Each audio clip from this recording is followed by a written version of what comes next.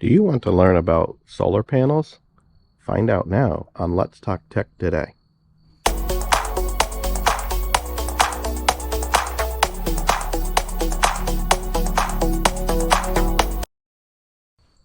Hi everyone, Mike here.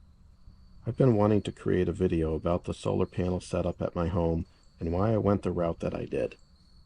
As you can see here, I have 12 solar panels that are attached to my existing fence. The panels are 100 watts each, and I have them set up with 6 in series, and then those two are connected together to be in parallel. I initially purchased 3 different 100 watt 9BB solar panels to test from BougeRV, Newpowa, and Ecoflow. I was most impressed with the build quality and appearance with the black aluminum frame of the Ecoflow. They also provided about 10% more output than the other two brands, using the same positioning in the sun. Because I was connecting them to an Ecoflow Delta Pro, I decided it was worth the few extra dollars and started with 4 Ecoflow panels. As I've heard many people say, their products are addictive, and I'm proud to say I'm an ecoholic. Quickly my setup grew to 6 panels, then 8, then 10, and is currently at just 12, even though I do have room to add 4 more for a total of 16. What I did to secure these panels to my fence, first I put a 2x6 that was attached to my existing fence so that I didn't make more holes than necessary in my existing fence, as well as having a board that is much more rigid than the 1x6s that were used for the original fence installation.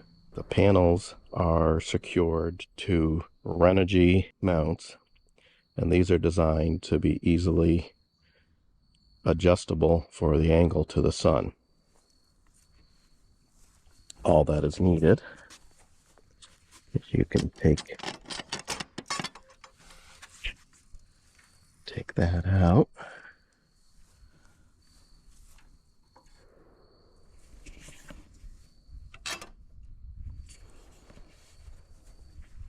As you can see here,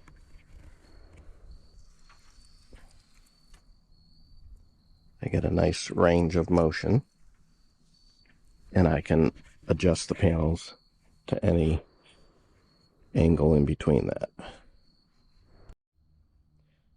One other thing I want to point out is the edge of these brackets are very sharp. So what I did to protect myself as well as my dogs is I just went to the dollar store, bought some pool noodles, attached them to the brackets using zip ties, and didn't bother on the back side because it's not apt to injure me at that point. It was mainly on the main yard side that I wanted to make sure that as I was under the panels that I wouldn't be hitting the back side of my head or having the dogs catch it along their back walking along the fence line. And I think it was $3, maybe $4 between the zip ties and the pool noodles to do this, and definitely worth the time and effort to put them on to avoid an injury. In order to connect your panels together in series, is you just take the negative output on one panel and it connects to the positive side. Oh, that's on the other one. So you can see it comes out of one direct into the other, and then it just continues the same way down the line for the 6 panels. And the positive output on your first panel, I have it connected to an extension lead that runs all the way down to where it connects on the back side, which I will show in 1 minute. Here's the back side of all the panels. You can see all of the connections here. They all have a built-in internal fuse in case there are ever any current spikes to prevent it from backfeeding into my solar generator inside. And as I come down the line here,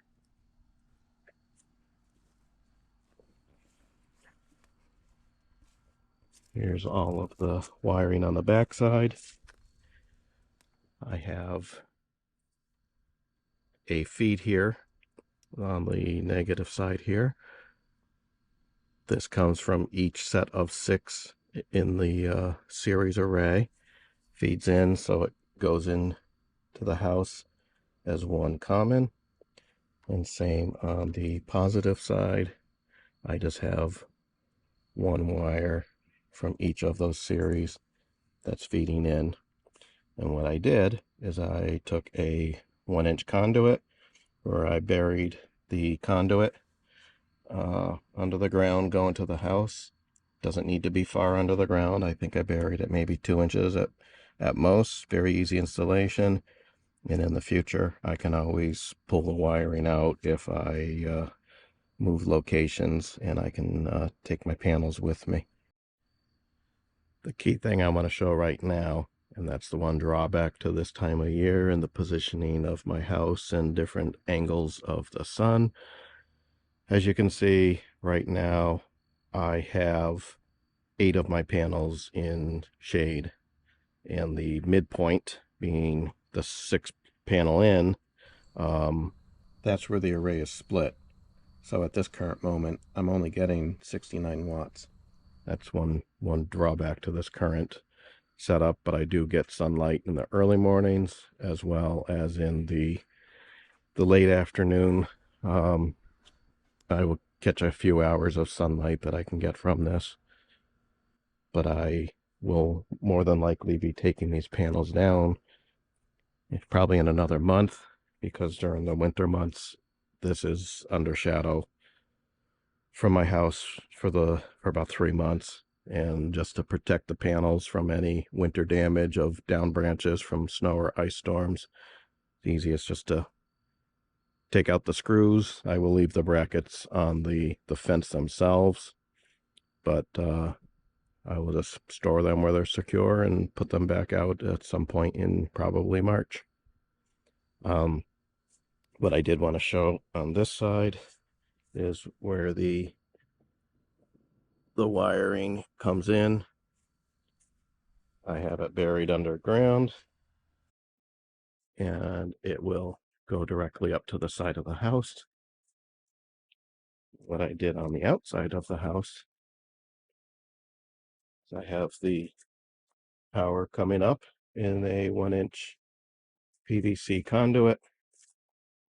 I have them coming down so that the inner 2 legs are coming into this circuit breaker, and then it is going back out on these outer 2 legs, and I have it feeding into an existing hole in the house so that I didn't have to make any more holes than were already in here, again for purposes if I choose to remove this setup when I may move in the future. This is what the circuit breaker installation looked like when I was installing the PVC conduit last spring. One other advantage to using a circuit breaker like this is during the day, when it is producing power and I need to make any changes within the house, or if there is an issue with my solar generator, I just have to easily come here, turn that off, and that way I have 0 possibility of power going into my home. This is also a smart thing to have for emergency services, fire personnel, if they come to the home, that they know that they can turn that off. That would disconnect the power to the inside. And another thing that's highly advisable, and pretty much is now, I believe now code in many municipalities, is to install a sticker.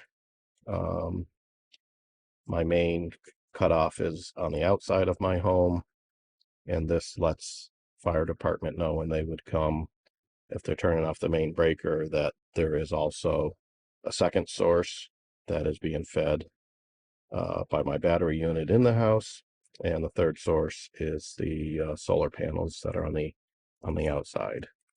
Very smart to do that, to avoid seriously injuring or killing a emergency personnel when they come to the home.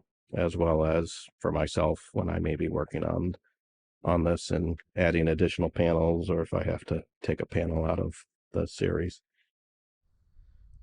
The other thing I want to mention, many people might be wondering, am I selling power back to my power company? The answer to that is no, because one, my power company does not have provisions for that, but I also am only paying 8 cents per kilowatt hour. So the payback, it would be minimal for what they would be paying me for it. And my main reason for my setup is to offset some of the cost of this, but primarily I wanted to have the ability to have instantaneous power on in emergencies without having to lug out extension cords and a generator. That my future video will show you my setup of the other equipment. This is also about 20 minutes after the previous recording. You can now see that I almost have 3 panels now that are in full sun on this side, where before it was the 2. And looking down at that end, I'm down to 1.5 panels that are in the sun. So as the shadow does move across, once the first 6 panels are in full sun, that array will start producing power back into the unit. And once the shadow continues on and the remainder are exposed to full sun, all 12 units will start producing power again. Now I'm here to show that there's full sun on 5 of the 6 panels in the left array and the right array. They're all in complete shade. And currently, currently,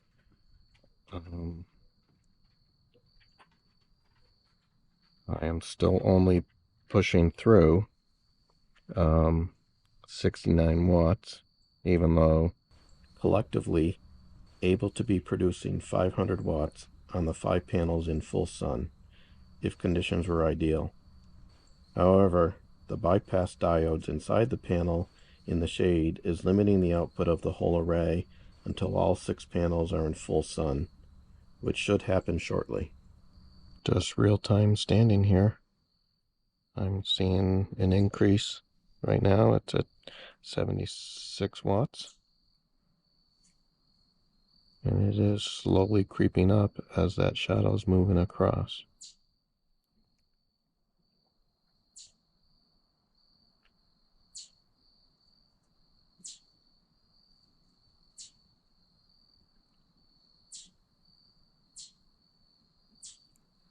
My guesstimation is each of the 3 columns within each panel must be capable to be sending out power, because it's going up as that shadow's moving across, and a third of 65 watts is roughly 12 watts, and 12 on top of 65 would get us to 75, and that's exactly what we're seeing as this is moving across. But I do fully expect it to jump much past 100 watts, because there should be potential of 600 watts once it is out of the sun. 88 watts.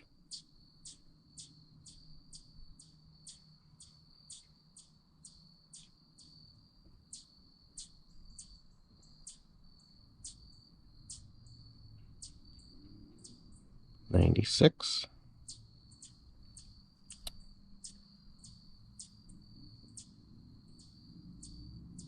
103 watts, which is about right in line. That now we've got almost there goes 200 watts. So enough of the 6 panel is in sun, so the bypass diodes are no longer restricting it. And 600 watt panel, the angle of the panels are not perfect I have not adjusted them for this time of year. So 50 watts a panel is about what I would expect to see. And that's almost right in line with what I am receiving right now at 282 watts. And you can see the 100 watts is being passed through in DC to my secondary battery in the unit, which I will discuss further in the review of my solar generator. Now, as the 6 panel is basically in full sun now, I am seeing just a little bit over 300 watts, or at 334 right now. And I fully expect, as the sun passes onto the first panel of the right array of 6 panels, that should allow 65 watts coming in, and I anticipate that I should be, based on the numbers right now of 336 watts, we should be looking at 400 watts when I have the 7 panels in full sun, which I will come back shortly. We're still at 323 watts, and I expect in the next 2 minutes, as that one shadow comes off of that second column of cells within the 7th panel, which is the first panel of the right half array, I do expect to see the the power jump up to 400 watts. But right now we are still at 324.